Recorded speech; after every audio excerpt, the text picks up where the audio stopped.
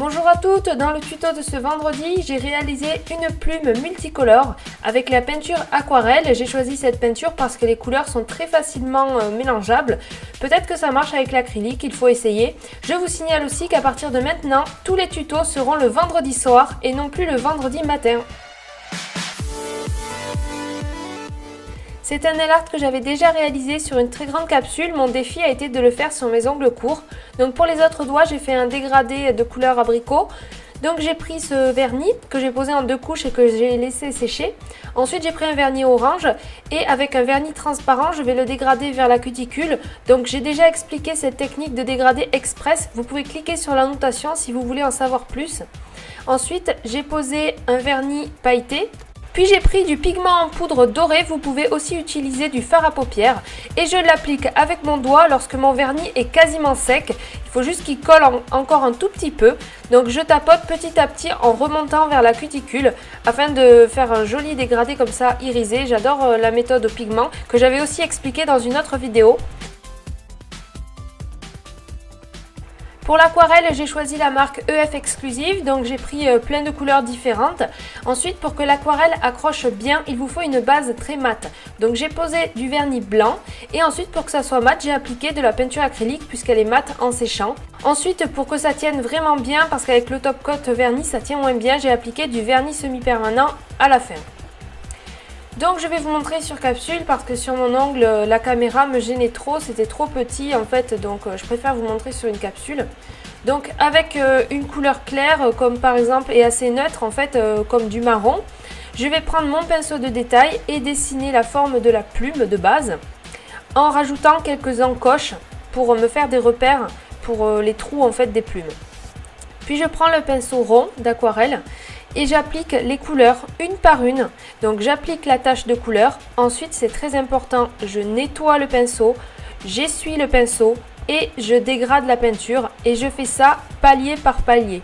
C'est-à-dire que en tout, on va dire ma tâche de peinture, je vais la dégrader 2-3 fois en fait. Donc j'applique la couleur, j'essuie mon pinceau, enfin je nettoie, j'essuie et je dégrade. Et je fais ça à chaque fois, de chaque côté de la plume, en respectant toujours l'axe des plumes. C'est-à-dire il faut que à chaque fois votre couleur fasse une sorte de vague. Il ne faut pas l'appliquer en tache n'importe comment. Là vous voyez que ça fait de chaque côté, ça fait des bandes en fait de couleurs. Sachez que vous pouvez retrouver toutes mes vidéos, mon blog et toutes mes actualités sur mon application mobile. Vous pouvez la télécharger sur l'App Store ou alors sur Google Play. Voilà, pour celles qui ne l'ont pas encore téléchargée, elle est vraiment pratique. Là ensuite, vous voyez avec mon pinceau propre et nettoyé, je rectifie les encoches que j'avais fait dès le départ, c'est-à-dire que j'efface mon aquarelle, puisque ça s'efface à l'infini l'aquarelle. Donc je l'efface pour faire mieux les trous. Ensuite, je reprends mon pinceau de détail et je prends les couleurs que j'ai utilisées et je rajoute des petits traits pour accentuer un peu plus la couleur, pour que ça soit plus joli. Donc je rajoute le vert dans le vert, le orange dans le orange. Ensuite, si j'ai fait des traits un petit peu gros comme là, alors avec mon pinceau mouillé et nettoyé, je repasse un petit peu par-dessus la ligne pour l'affiner. Là, je fais le trou de la tige de la plume, enfin je sais pas trop comment ça s'appelle, le truc au milieu de la plume là.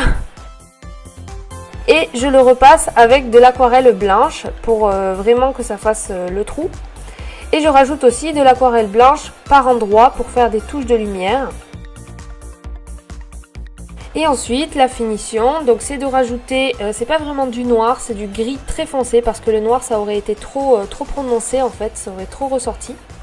Donc je rajoute des traits, pas forcément partout, juste par endroits, toujours en respectant la forme des plumes. Et aussi je rajoute le trait au milieu pour bien démarquer la tige. J'ajoute aussi un petit peu de couleur en haut.